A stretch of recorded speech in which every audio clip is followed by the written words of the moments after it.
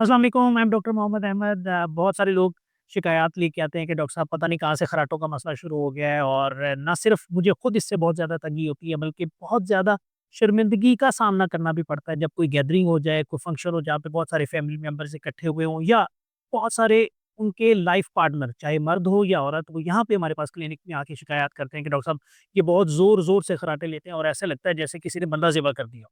यानी इतनी ज़्यादा हड़बड़ाहट में इनकी रात गुज़रती है कि डॉक्टर साहब इसका प्लीज़ कोई जल्दी इलाज करें। प्रॉब्लम क्या है? क्यों होता है? क्या एहतियाती तदाबीर की जा सकती हैं? आज इसके बारे में हम डिटेल से बात करेंगे। बेसिकली होता क्या है? एक साँस के मैकेनिज़्म को मैं कुछ सेकंड्स में बताना चाहूँगा। नाक या मुँह जैसे ही हम साँस लेते हैं, ये गले से होता हुआ लंग्स में जाता है।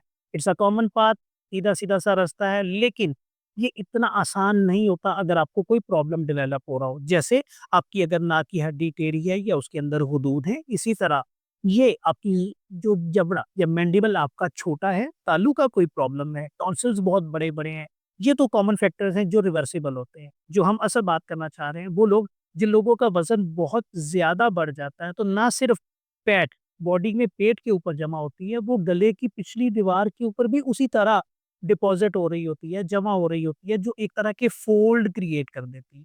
अब ये हिस्सा नॉर्मल से तंग हो गया। जैसे ही तंग होता है, रात को हम सोने के लिए लेटते हैं, जैसे ही हम सोते हैं, हमारे टाँग, बाजू के मसल रिलैक्स होते हैं। इसी तरह हमारे साँस के मसल भी रिलैक्स होते हैं। गले के मसल रिलैक्स हो गए, ज़ुबान थोड़ी-सी निस्बतन पीछे की तरफ चली गई। अब आता है वो वाला फ़ोल्ड, वो वाला हिस्सा जहाँ पे फैट जमा होने की वजह से तंग हो गया था।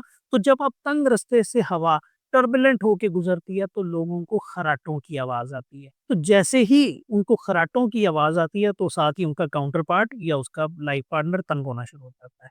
प्रॉब्लम क्या होता है? क्लासिकल एग्ज़ाम्पल के साथ मैं समझाना चाहूँगा कि लोग जैसे ही नींद में जाते हैं, खर्राटों की आवाज़ शुरू हो जाती है। जैसे-जैसे नींद गहरी होती जाती है, आवाज़ आहिस्ता-आहिस्ता कम होना शुरू हो जाती है। हत्ता कि साँस की नाली तकरीबन मुकम्मल बंद हो जाती है। इसे हम कहते हैं एपनिया। यस, मुकम्मल बंद हो जाती है और मेडिकल में इसका टर्म होता है एपनिया यानी नो ब्रेथ।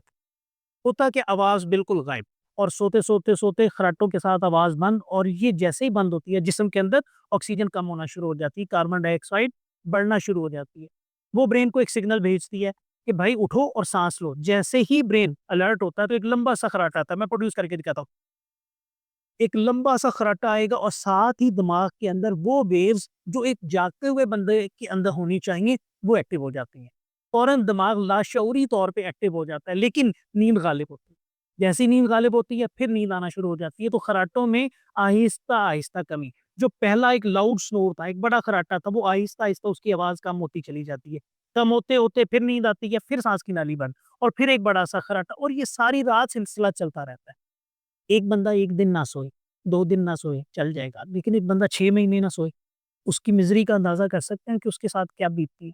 सुबह के टाइम उठेगा, सर में दर्द, तबीयत फ्रेश नहीं है, चिड़चिड़ापन है, गुस्सा चढ़ा हुआ है, कॉग्निशन इम्पेयर्ड है, मुझे चीज़ें याद नहीं रहती, मैं कंसंट्रेशन से काम नहीं कर पाता, मैं चीज़ें भूल जाता हूँ और नींद की कमी के बायस मोनोटोनस एक्टिविटी, ऐसी एक्टिविटी में जिसमें उसको कोई बार-बार बुला नहीं रहा, टीवी चल रहा है या वो ड्राइव कर रहा है या कोई भी आराम से बैठा हुआ तो बैठे-बैठे यहाँ मेरे पास क्लिनिक में पेशेंट आते हैं, स्टूल पे बैठे हुए सो जाते हैं।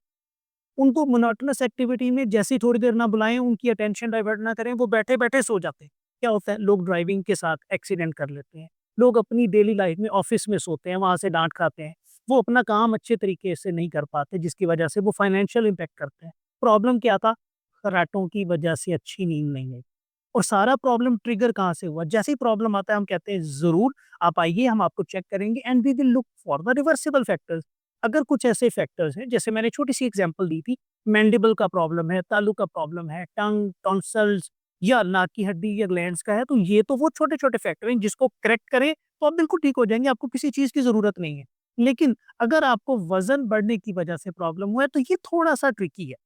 इसमें सबसे बड़ा प्रॉब्लम कहाँ से स्टार्ट हुआ था कि वेट बहुत ज़्यादा बढ़ गया था। ट्रीटमेंट क्या है? वेट कम कर लें, लेकिन वेट कम होने में टाइम लगेगा, समय दरकार है जनाब। 1 साल लग सकता है, 2 साल लग सकते हैं, तब तक मैं क्या करूँ? यहाँ पे तो बड़ी आसानी है हमारे लिए, लेकिन अगर आप ओवरसीज़ की बात करें, आप डेवलप्ड कंट्रीज़ की बात करें, अगर वहाँ जहाँ सेंट्रल सिस्टम है, अगर कोई बंदा रिपोर्ट कर दे कि इसको ऑब्स्ट्रक्टिव स्लीप एपनिया है यानी साँस में रुकावट की वजह से ये बंदा दिन में बैठे-बैठे सो जाता है, उसका ड्राइविंग लाइसेंस सस्पेंड हो जाता है जब तक डॉक्टर उसको फिटनेस सर्टिफिकेट नहीं देगा। पता कैसे लगेगा? स्लीप स्टडी एक छोटा-सा टेस्ट है। रात को एक मशीन लगा देते हैं, वो आपका पूरा डिटेक्ट करती है। आपकी ऑक्सीजन कितनी ड्रॉप हुई, आपने कितने खर्राटे लिए, कितनी दफ़ा आपका साँस मुकम्मल बंद हुआ या कितनी दफ़ा आपका नींद बंद हुआ। वो इसकी बेस पे हम कुछ स्कोरिंग सिस्टम है जिस पे हम डिटेक्ट करते हैं कि आपको कितना प्रॉब्लम है। हाँ, वज़न कम करना है, उसके ऊपर हम एक सेपरेट वीडियो भी बनाएँगे कि वज़न कम करने के लिए क्या-क्या टेक्निक्स हैं। लेकिन वज़न कम करने तक जब तक हमारी प्रॉब्लम है उसको भी तो ठीक करना है ना ताकि हमारी क्वालिटी ऑफ लाइफ इम्प्रूव हो। तब उसके लिए यूज़ की जाती हैं सीपैप मशीन्स। सीपैप मशीन क्या है? एक मशीन जो छोटा-सा प्रेशर के साथ हवा देती है। जैसे ही वो हवा देती है जो आपका साँस यहाँ से बंद हुआ था वो ज़ुबान और जो फ़ोल्ड है उसको थोड़ा-सा प्रेशर से साइड पे कर देती है। एक छोटी-सी टेक्निक जिसकी वजह से आपका साँस खुल जाता है। जैसे ही खुल जाता है आपकी नींद ठीक आती है, आपके खर्राटे गायब हो जाते हैं, आप पुरसुकून सोते हैं और सुबह उठते हैं, फ्रेश उठते हैं, चिड़चिड़ापन नहीं होता और कुछ लोगों को इसकी वजह से क्रॉनिक प्रॉब्लम्स होना शुरू हो जाते हैं। उनका ब्लड प्रेशर हो जाता है, शुगर होना शुरू हो जाती है, स्ट्रेस आउट हो जाते हैं, लोग डिप्रेस हो जाते हैं, डिप्रेशन की दवाइयों पे चले जाते हैं। प्रॉब्लम क्या है? डिप्रेशन की दवाइयों में फिर उनकी अपनी एक नींद और दूसरे मसाइल हैं। तो कहाँ से एक छोटे से प्रॉब्लम से ये सारी चीज़ स्टार्ट हुई और कितना बड़ा कॉम्प्लेक्स बन गया। तो प्लीज़ अगर आपके लाइफ पार्टनर को या आपकी फैमिली में किसी को भी अगर आप नोट कर रहे हैं कि खर्राटे हैं, तो एक दफ़ा पल्मोनोलॉजिस्ट से ज़रूर चेक करवाएँ कि ये खर्राटे कहीं उसके लिए ऑब्स्ट्रक्टिव स्लीप एपनिया का मसला तो नहीं बन रहे? क्या ये उसकी डेली लाइफ को इम्पैक्ट तो नहीं कर रहा है? क्योंकि अगर हम छोटे-छोटे स्टेप लेके इसको ठीक करेंगे, तो वो बंदा लाइफ में प्रोडक्टिव हो जाएगा। वरना वो बहुत सारे क्रॉनिक मसाइल जिसकी मैंने शायद बात की, ब्लड प्रेशर या शुगर या डिप्रेशन या अल्लाह माफ़ करे किसी एक्सीडेंट के साथ अपनी जान से हाथ धो बैठता है। सो अगर आप में से किसी को भी इस तरह का प्रॉब्लम हो तो पल्मोनोलॉजिस्ट से ज़रूर राब्ता करें क्योंकि साँस ज़िंदगी है।